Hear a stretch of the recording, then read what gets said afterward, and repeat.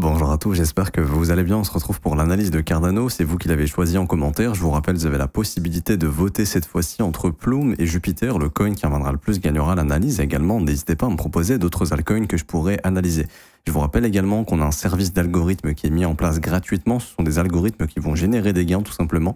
Les résultats hebdomadaires d'il y a 2 semaines sont tombés. Les résultats de la semaine passée vont tomber dans quelques jours. Mais en attendant, on avait fait 36 TP sur les stratégies LIM et sur les stratégies SPT, donc les algorithmes SPT. On a eu les résultats nets avec 3,05 R, donc ce qui est très positif. Pour avoir accès à ces algos, c'est gratuit. Vous conservez 100% des gains. C'est le premier lien en commentaire épinglé. Il y a déjà plus de 1000 utilisateurs actuellement. Vous avez juste à cliquer sur le lien que je vous ai montré, vous vous inscrivez sur BitGet via notre lien partenaire, vous validez votre KYC, donc votre identité sur la plateforme, et ensuite vous avez juste à cliquer sur ce lien. Obtenir nos algos trading 100% gratuitement, vous renseignez prénom, email, identifiant BitGet, vous cliquez sur rejoindre, et ensuite il faut juste cliquer sur ce lien, configure nos algos de trading. Il y a 4 petites vidéos à regarder, c'est dans l'ordre 1, 2, 3, 4. On vous explique tout. Mettre en place les algorithmes, configurer les montants, configurer les risques, voir les trades exécutés, voir les gains qui ont été réalisés, mettre en pause les algorithmes si besoin, les relancer, bref, tout est expliqué de A à Z et il y a tout qui est dispo, vous n'avez plus qu'à faire tout simplement. Alors pour venir sur Cardano ici, donc on avait eu justement cet énorme pump avec les rumeurs de réserves stratégiques et avec un petit peu de manipulation, etc. Finalement pas de réserves stratégiques, ou en tout cas les coins qui ont été saisis vont faire partie de la réserve stratégique. Donc le marché est reparti de là où il est venu, hein, donc avant la news. Et le marché en a profité pour purger les stops qu'il a laissés juste ici. Et depuis qu'on a purgé ces stops, on voit qu'il y a une résilience du prix pour le moment. Et on voit ici que le prix pour le moment était en train de se faire rejeter par cet order block daily ici. Mais cet order block n'a pas permis au prix de refaire un plus bas, ce qui fait qu'on revient à la charge ici de se faire value gap baissier. Donc on l'a passé, on est revenu dessous. Donc théoriquement, ça devient ce qu'on appelle une IFVG. C'est-à-dire que maintenant, ça va éventuellement opérer un support. Et tant que cette IFVG est maintenue, théoriquement, l'objectif va être de venir chasser au moins les stops de l'order block, c'est-à-dire de déborder les 67 centimes éventuellement. Alors ce n'est pas obligatoire, mais c'est une chose qui risque d'arriver. Et la question, c'est est-ce que cet order block va devenir breaker ou pas? S'il devient breaker, là, ça peut nous ramener sur des objectifs plus élevés comme cette consolidation qui n'a pas connu de prise de stop. Alors, il y a eu une prise de liquidité avant d'initier le mouvement baissier, hein, je le vois ici. On a pris ces sommets, on a pris ce sommet, ensuite on a pris cette bougie avant de dumper. Il y a toujours, très souvent, je dirais les 8-9 fois sur 10, une prise de liquidité avant un mouvement de reversal. Mais là, on voit que éventuellement, ça, c'est une zone que le marché peut revenir bosser ici. Hein. Ces 2 sommets qu'on a laissés derrière nous et c'est faire value gap. Bref, on n'y est pas encore. Encore une fois, on n'y est pas encore. Mais cette zone des 67 centimes va être une zone à observer, voir si malheureusement on se fait rejeter. C'est-à-dire que le prix vient, prend les stops et malheureusement on fait ça. Bah, si on fait ça, là, c'est nouveau plus bas et l'objectif, malheureusement, sera d'aller chercher les 50 centimes, parce qu'on voit qu'on a laissé des stops ici. Hein. Ça, c'est une zone qu'on revisitera probablement à un moment donné. C'est pas obligé, mais c'est assez probable de revenir prendre ces stops. Hein. Pour moi, ça, c'est un peu... voilà, on a créé ça pour plus tard, hein, pour venir récupérer, je pense, ces lots dans quelques temps. Maintenant, ça, on s'en fout. Pour le moment, le flux du marché est plutôt haussier et il a envie d'aller chercher probablement les 67 centimes de dollars, pourquoi pas. Maintenant, sur du long terme, ok, sur du long terme, on est revenu dans des zones très intéressantes sur Cardano. Pourquoi? Parce que Cardano, on voit que sur du long terme, on a une dynamique qui est haussière. Si je me mets en logarithmique, là que je vous montre, on a un creux ascendant, un sommet, un creux ascendant, un sommet. Théoriquement, on devrait trouver un creux ascendant. Est-ce qu'il a été trouvé ici? Est-ce qu'on viendra repurger un peu plus bas dans sphère value gap pour venir former ce creux ascendant? C'est possible, je n'en sais rien, mais théoriquement, l'idée, c'est de se dire, OK, il y a une inversion dans le comportement du prix. On avait un flux baissier, hein, qu'on peut noter ici, par exemple avec cette trendline baissière en logarithmique, qui a été cassée, qui a été pullback, structure haussière, et là, ça a confirmé le bottom, le push, le retracement, le push, le retracement, éventuellement prochain pump. Et si on suit la dynamique de Cardano, ça suit un peu la dynamique de Bitcoin, c'est-à-dire que, alors c'est dans une moindre mesure bien évidemment, Bitcoin a déjà fait un nouvel ATH, chose que Cardano n'a pas réussi à faire, mais au niveau de la dynamique, on est dans quelque chose d'assez similaire, c'est-à-dire que Bitcoin a formé son plus bas ici, là il y a eu une dernière prise de stop sur Cardano, donc là il y a eu une petite divergence avec Bitcoin, mais ensuite Cardano s'est corrélé au Bitcoin, c'est-à-dire que Bitcoin est venu faire son mouvement, on a trouvé un sommet, Bitcoin est venu faire un creux ascendant comparé au creux précédent, Cardano est venu faire exactement la même chose, est venu s'offrir un nouveau sommet ascendant. Ici, Bitcoin est en train de former un creux ascendant éventuellement, peut-être pour continuer au-dessus des 110 000 et plus, Cardano pourrait faire la même chose, c'est-à-dire que théoriquement, si on est au début d'un futur mouvement haussier sur le Bitcoin pour aller chercher un nouveau sommet ascendant, Cardano pourrait faire exactement la même chose. Maintenant, si Bitcoin échoue à faire ça, c'est-à-dire que Bitcoin a cassé son dernier creux ici. Si Bitcoin, malheureusement, par exemple, forme un sommet descendant, comme ceci, et qu'ensuite part à la baisse, là, il faudra s'attendre à la même chose sur Cardano. Et dans une mesure peut-être encore plus baissière, puisque Bitcoin reste Bitcoin et Cardano reste un actif moins fort que Bitcoin pour le moment, au vu de ce qu'il est en train de faire ici. Si on regarde par exemple ADA BTC, on va avoir une courbe beaucoup moins jolie, ça on le voit. On voit que Cardano contre Bitcoin est toujours dans un flux qui est baissier pour le moment. On voit que le dernier sommet est ici, que pour l'instant ce sommet n'a pas été cassé, qu'on fait un sommet descendant, donc Cardano est plus faible que Bitcoin. Ça c'est important de le comprendre.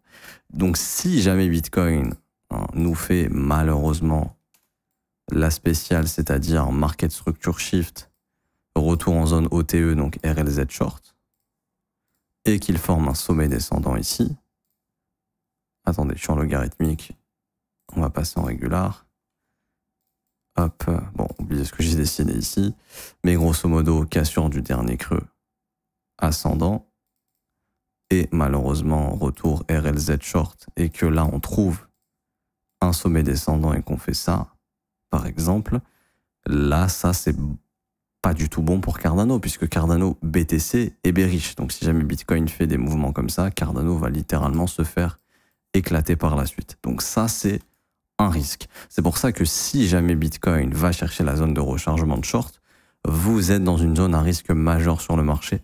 Et il faut être attentif et observer ce qui se passe et prendre des mesures. C'est-à-dire que si vous voyez Bitcoin se retourner dans sa zone de rechargement de short, il faut prendre des mesures. Des mesures, ça veut dire quoi? Ça veut dire littéralement se barrer du marché. Parce que si on fait ça, derrière, c'est pas joli ce qui nous attend. Et ça, faut bien le prendre en compte. Et du coup, bon, pour l'instant, on est très loin de faire tout ça. Mais voilà, c'est pour le dire. De toute façon, je reviendrai dessus dans les briefs, bien évidemment, quand on sera dans cette... Enfin, quand on sera... Je sais pas si on va y aller. Hein. Mais si on y revient, cette zone va être une zone extrêmement importante. Et je pense qu'ici, toute la Terre va être bullish. Et il faudra faire extrêmement attention. Si tout le monde est bullish, mais que le prix reste bullish, il n'y a pas de problème. C'est comme ça, d'ailleurs, que peuvent commencer les bull runs. Les gens sont bullish, le prix est bullish. Et du coup, ça nous lance notre bull run parce qu'on va beaucoup plus haut que ce que les gens pensent. Et il y a plein de nouvelles personnes qui arrivent et qui achètent. Et c'est ce qui fait monter les prix. Par contre, si tout le monde est bullish, mais que derrière le price action, il commence à faiblir, là, il y a un problème et là, ça va pas. Il faut toujours regarder que fait le prix et le sentiment. Par exemple, si le sentiment est extrêmement bearish, mais que le prix refuse de baisser, très souvent, c'est bullish. Par contre, si les gens sont très haussiers et que le prix refuse de monter, là, c'est très bearish. Ok. Donc là, pour l'instant, on est dans un environnement où il y a 50-50, je dirais, 50% de gens bullish, 50% de gens bearish. On n'est pas vraiment dans une aberrance haussière pour le moment, je dirais, sur Bitcoin. Après, le marché des alts, c'est différent parce que les gens sont au moindre bougie verte en mode all season. Ça à prendre en compte. Donc là, c'est sur du court, moyen terme, ce qu'on vient de faire. Ok, c'est de se dire que, théoriquement, sauf retournement du Bitcoin, on pourrait aller chercher assez rapidement les 67 centimes dans un premier temps. C'est rien, hein, il nous faudrait 5% de hausse. Franchement, c'est rien du tout sur un altcoin. Et en cas de breaker ici, hein, c'est-à-dire vraiment d'acceptation du prix, là, vraiment, il y aurait la possibilité alors d'aller bosser la prochaine zone ici, 70 centimes, 71. Mais je spéculerai plus, alors déjà dans un premier temps, sur le sommet du mois d'avril, c'est-à-dire ici, hop, venir déborder le sommet du mois d'avril, qui va être une zone importante, qui peut être une zone de retournement. Il faut comprendre que les sommets mensuels et les plus bas mensuels sont des zones de retournement. Exemple, ça c'était le plus bas ici. Alors, est-ce que c'était le plus bas du mois de février? Ici, on avait le plus bas du mois de mars. Hein. On peut voir qu'on est venu purger le plus bas du mois de mars et que là, on est en train de prendre le contre-pied. Là, ici, on aura le plus haut du mois d'avril à 70 centimes qui peut être aussi un objectif. Et puis, si jamais ça veut aller plus haut, à ce moment-là, on peut revisiter ces stops ici au-dessus des 77 centimes. Et puis, pourquoi pas, hop, donner vie au travail de ce fair value gap baissier. Maintenant, pour le moment, on ne va pas se projeter plus haut que ça. On peut aller beaucoup plus haut. C'est juste qu'à ce moment-là, je referai une mise à jour. Maintenant, si vous voulez calculer des objectifs plus hauts, c'est simple. Vous prenez ce plus haut, vous prenez ce plus bas, et vous regardez plusieurs choses. Vous regardez du coup la zone de rechargement de short. C'est ici qu'on a été rejeté avec la news de Trump et sa réserve stratégique. Ça, je vous invite à le noter sur votre graphique. Notez bien, c'était la réserve stratégique fake, entre guillemets. Enfin, c'est pas vraiment fake, c'est une vraie réserve stratégique, c'est juste qu'elle est un peu bidon. Et qu'ils ont cité Cardano parce qu'il était dans le top crypto. Donc ça, c'est important de le noter. Du coup, théoriquement, c'est soit on retrace juste cette vague et donc 38,2 et sa prise de stop va nous rejeter, ou ce sera par exemple zone de rechargement de short, donc autour de ce fair value gap. Par contre, si vraiment le prix ne se retourne pas, qu'on repart dans un bull run, etc., à ce moment-là, vous pouvez avoir les objectifs suivants des extensions. C'est souvent ce que va chercher le marché. Par exemple, si je vous prends ici tout ce mouvement, vous prenez votre plus haut jusqu'au plus bas, regardez où on s'est arrêté sur cette vague, 161,8, 200%. C'est très souvent ici que vous allez trouver un marché qui va s'arrêter. Ici, alors je crois qu'on n'a pas réussi à atteindre les objectifs, on s'est peut-être arrêté un petit peu avant, quasiment autour des 161,8, mais c'est pas grave. Il y avait aussi cette vague, par exemple. Vous voyez où s'arrête cette vague? Prenez ce mouvement, ça vous reporte le prochain mouvement, regardez où est-ce qu'on s'arrête parfaitement. Ici, 161,8, 200, il y a un dip, on remonte, ensuite le marché se reverse. Là, c'est pareil, c'est-à-dire que tant que la politique monétaire n'est pas en mode vraiment très agressive, c'est-à-dire QE, etc., vous attendez pas à des méga bull run, ok? On peut s'attendre à un comportement de prix normal. C'est quoi un comportement de prix normal? C'est si la dynamique elle est haussière, à ce qu'on aille faire un futur sommet ascendant, éventuellement. Ok? Comme ça. Et qu'ici, pareil, ça se remette à retracer assez violemment, parce qu'il y aura quand même des investisseurs depuis les creux qui vont être sur des gains de 200% et plus. Donc eux, ils vont prendre des bénéfices, bien évidemment. Les gros mouvements comme ça, en dehors des QE, c'est probablement beaucoup moins probable. C'est pas la chose la plus probable. Maintenant, ce que vous devez... Du coup, la zone, ce sera éventuellement entre 1,80 et 2,14. Ok? Maintenant, des zones dans lesquelles vous devez faire attention, bien évidemment, c'est la zone de rechargement de short du dernier mouvement. C'est hyper important de faire attention dans ces zones, parce que si on est en train de changer la dynamique de prix, c'est-à-dire qu'on est en train de rentrer dans un marché baissier, même sur Cardano par exemple, que le marché reviendra visiter ses lows au cours des prochains mois, il fera probablement soit ça, soit ça. Donc ça, vous devez en être conscient et agir si vous voyez des signaux de retournement dans ces zones. Surtout dans les zones de rechargement de short. Exemple, je prends ce mouvement, je localise ma zone de rechargement de short, elle est là. Malheureusement, c'est ici que mon prix s'est retourné. Donc ça, c'est important de le comprendre. Je refais la même chose, je reprends mon FIB, j'identifie ma zone de rechargement de short, la news de Trump, comme par hasard, zone de rechargement de short, boum, rejet. C'est des zones de vente institutionnelle ici. C'est souvent ici que les professionnels vont vendre les rebonds. Là, ce serait la même chose.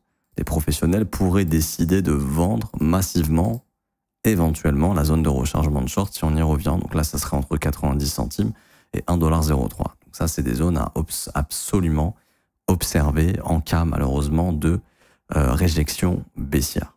Ok?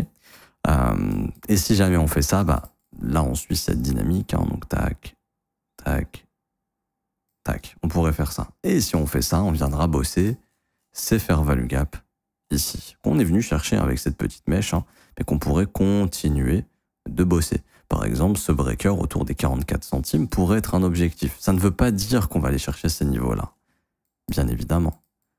Mais ce sont des objectifs qu'on pourrait revenir visiter un jour et qui sont extrêmement intéressants à acheter. Si vous êtes dans une optique d'investissement spot, déjà les prix ici sont pas mauvais parce qu'en soi, si je prends le précédent mouvement, on est où? Hop, si j'arrive à bien prendre les niveaux, on est venu en zone de rechargement du précédent mouvement. C'est plus intéressant de se positionner en zone de rechargement qu'en dehors des zones de rechargement. Donc là, sur du spot, vous êtes dans de bonnes zones. Mais à ne pas exclure, éventuellement, pour être préparé à tous les scénarios. Si on revient bosser ces zones, d'essayer de les acheter si vous avez du cash, tout simplement. C'est important. Et surtout d'observer si le prix se retourne. Puisque maintenant, on rentre dans une phase de marché où il y a beaucoup de gens qui sont all-in, qui sont bloqués. Et ça, c'est important de le comprendre. Il y a énormément de gens qui ont investi pendant l'élection de Trump, qui n'ont qu'une envie, c'est de sortir. Et ces gens, pour la majeure partie, sont bloqués. Alors, ils sont bloqués où? Ils sont bloqués à peu près autour des 86 centimes. Si je vous prends même sur la news là sur ce plus bas par exemple, voilà, vers ces niveaux 86-77, on va commencer à rencontrer beaucoup d'investisseurs qui sont bloqués, qui sont en perte et qui pourraient essayer de sortir et ce qui pourrait causer une résistance. Parce qu'il y a énormément de gens qui ont FOMO sur cette vague ici. Et on voit la VWAP, hein. Support, cassure, résistance, cassure, support, recassure. Donc c'est des niveaux qui sont assez importants. Et donc là, il y a beaucoup d'investisseurs coincés. Donc ça, faut observer. Si vous voyez votre prix qui vient, qui fait ça et qui se fait rejeter comme ça, il y a énormément de chances qu'on fasse un nouveau plus bas. Si on vient ici et que votre prix reste fort, qui fait sa petite vie, qui ne se retourne pas, on continue de monter. Mais vous devez observer des structures baissières au niveau de votre prix qui vous indiquent que le marché se retourne. Ce genre de structure, ici. Quand le marché commence à faire ça, c'est pas bullish. Quand le marché fait ça, c'est bullish. Et ça, c'est ce que vous devez observer. Là, on voit qu'on est plutôt en train d'essayer de faire quelque chose de bullish. Des fois, le marché fait quelque chose de bearish. Ça, par exemple, c'est bullish. Hop, consolidation, breakout, bam, ça part. Ça, c'est plutôt bullish. Quand le marché commence à former le contraire, des M-top comme ça c'est plutôt baissier. Donc là, faudra observer si, bien évidemment, on peut... Alors, pour moi, il y a des structures haussières, hein, et on viendra chercher, je pense, les objectifs court terme que je vous ai donnés. Mais dans les retracements, faites attention, vraiment se faire value gap ici, observez-le bien. Et je vous dirais surtout la zone de rechargement de short, surtout ça, mais vraiment surtout ça. Parce que si vraiment on est en train de rentrer dans un début de dynamique baissière, c'est très probablement ici qu'on va trouver le point de retournement. Et si c'est le cas, ici, le prix peut facilement repasser de 95 à 50 centimes. Hein. Donc là, si tu restes holder et que tu fais rien, le prix rebaisse de 50%, c'est dommage. Alors que si tu vends ici, si tu observes des retournements et que tu rachètes plus bas, c'est ça, un investisseur rentable. C'est pas juste j'achète une fois et j'attendrai jusque dans 5 ans, parce que le marché crypto est très volatile. Et c'est possible d'attendre 5 ans, mais c'est un peu dommage quand le marché peut offrir des mouvements d'amplitude aussi forts. Là, vous pouvez vraiment faire beaucoup plus de gains. Je m'arrête ici pour aujourd'hui, j'espère que ça vous aura plu. Si c'est le cas, n'hésitez pas à laisser un petit pouce bleu, vous abonner si ce n'était pas déjà fait, mettre un petit commentaire. Merci à ceux qui jouent le jeu. Je vous rappelle également en commentaire épinglé, je vous offre un mentorship de 22 cours vidéo qui vont vous permettre de savoir lire le prix, et ça va être intéressant pour les investisseurs également, de comprendre dans quelle dynamique de prix votre marché évolue et quand est-ce qu'il se retourne. Je vous enseigne tout ça dans le mentorship. Et également, je vous donne des concepts clés en main à appliquer, que vous pouvez appliquer par la suite. Pour l'obtenir, c'est très simple. Premier lien en commentaire, c'est gratuit, il n'y a rien à payer. Il faut juste s'inscrire sur Bitget via notre lien partenaire, juste ici. Vous créez votre compte, validez votre KYC, vous faites un trade d'une valeur de 100 USDT et vous êtes éligible pour le mentorship. Ensuite, vous avez juste à cliquer sur ce petit lien, ici la meilleure formation de trading crypto. Vous cliquez sur obtenir gratuitement, vous renseignez votre email, votre identifiant Bitget, vous cliquez sur recevoir gratuitement et dans un délai de 24 heures, le mentorship vous sera envoyé par mail. Et pour ceux qui veulent rejoindre mon école et se former à mes côtés, c'est le seul abonnement payant que je propose. Le but est de vous former de A à Z à mes côtés. Vous avez aussi un accompagnement journalier tous les jours. On analyse les marchés ensemble, on parle de stratégie, je réponds à vos questions, j'analyse vos coins, on trouve des opportunités ensemble. En plus de ça, vous avez un accès au Discord pour poser toutes vos questions à moi-même et à mon équipe pour qu'on puisse vous répondre et continuer de vous accompagner. Et en plus de ça, derrière, vous avez accès à la formation de l'école qui est la formation la plus complète, 19 heures de cours vidéo, 8 modules qui vous forment de A à Z. Franchement, le prix de l'école, c'est au moins 4-5 000 euros facile. Le prix est de seulement 49 euros par mois et encore moins cher si vous prenez les offres 3, 6 et 12 mois qui vous sont proposées. C'est sans engagement, vous pouvez essayer un mois et arrêter ensuite si vous le souhaitez ou si vous n'avez plus le temps. Vous avez également les témoignages des membres pour vous faire une petite idée avant de nous rejoindre. En tout cas, vous êtes les bienvenus, vous serez bien accompagnés et formés à nos côtés. Je m'arrête ici, on se retrouve très bientôt. Ciao, ciao.